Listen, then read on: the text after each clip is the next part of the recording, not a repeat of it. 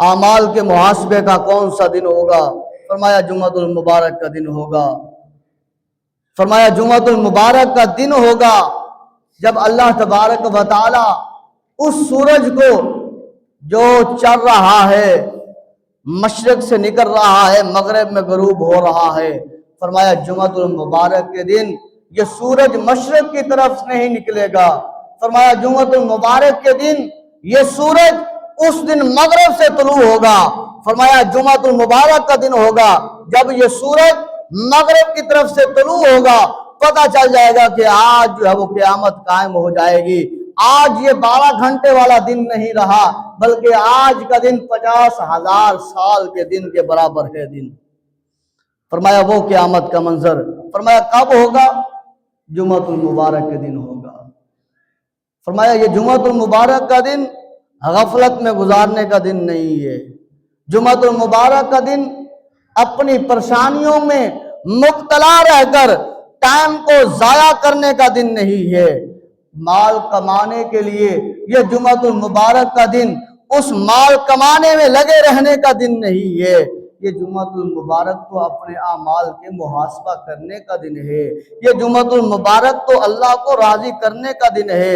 یہ جمعۃ المبارک تو مل بیٹھ کر اس کریم خدا کو یاد کرنے کا دن ہے۔ یہ جمعۃ المبارک کا دن تو اس کریم کی بارگاہ میں آ کر سجدہ ریز ہو کر پورے ہفتے کے گناہوں کو یاد کر کے ایسے اپنی ہتھیلی پر اس لسٹ کو سامنے دھر کر یاد کر کے کہیں اللہ میرے سے یہ گناہ بھی ہوا، میرے سے یہ گناہ بھی ہوا، میرے سے یہ گناہ بھی ہوا۔ اللہ آج جمعۃ المبارک کا دن ہے، میں تیری بارگاہ میں توبہ کرتا ہوں، معافی چاہتا ہوں، اللہ معاف فرما دینا۔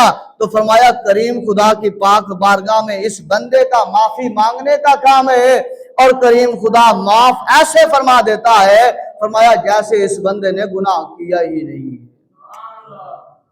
التائب من الذنب کمن لا ذنب لہ۔ فرمایا گناہ کرنے کے بعد جب بندہ اللہ کی پاک بارگاہ میں نادم اور شرمندہ ہو کر توبہ کرتا ہے، توبۃ نصوحا، سچی توبہ کرتا ہے، پکی توبہ کرتا ہے، پکا ارادتاً کر لیتا ہے، اللہ یہ جو گناہ میرے سے سرزد ہو گیا، جو میں یہ گناہ کر بیٹھا، اللہ آج جمعہ کا دن ہے، میں تیری بارگاہ میں معافی مانگتا ہوں، اور آئندہ اس گناہ سے بچنے کی اللہ تیری بارگاہ سے توفیق مانگتا ہوں، ہمت مانگتا ہوں، اللہ مجھے اس گناہ سے بچانا، آئندہ اس گناہ کے قریب بھی اللہ میرے جانے کی ہمت نہ رہے۔ فرمایا جب بندہ ایسے آ کر اللہ سے مانگتا ہے نا، تو کریم خدا فرماتا ہے اے فرشتوں دیکھو میرا بندہ ہے، اور میرے بندے نے گناہ کر لیا، گناہ کر بیٹھا، اب یہ نادم ہو گیا، شرمندہ ہو گیا، پریشان ہو گیا، اب میری بارگاہ میں آ گیا ہے، معافی مانگ رہا ہے۔ تو فرشتوں میں خدا ہو کر، میں رحمان ہو کر، میں رحیم ہو کر، میں اعلان کرتا ہوں کہ میں نے اس بندے کے گناہوں کو معاف کر دیا۔ فرمایا آئے تو صحیح نا یہ بندہ، اللہ کی پاک بارگاہ میں آئے تو صحیح، اور اس میں فرمایا کیا کتنی بھلائی ہے۔ حدیث مبارکہ سن لیجئے، حضرت ابو ہریرہ رضی اللہ تعالیٰ عنہ روایت کرتی ہے کہ سید البشر شافی محشر امام الانبیاء صلی اللہ علیہ وسلم نے فرمایا جمعہ میں ایک ایسی گھڑی ہے، جمعے والے دن ایک ایسی گھڑی ہے۔ یا رسول اللہ وہ کیسی؟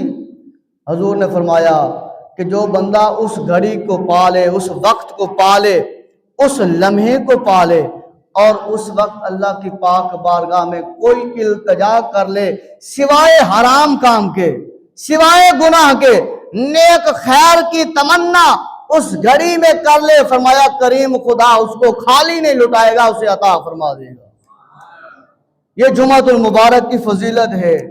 فرمایا یہ اللہ کی پاک بارگاہ میں سوال کرے عزت کا، تکریم کا، مال کا، رزق حلال کا، اللہ کے گھر کے طواف کا، محبوب کے در کی حاضری کا، حضور کے روزے کی جالی کو چومنے کا۔ فرمایا مانگنا اس کا کام ہے، وہ عطا کرنا اس کریم خدا کا کام ہے۔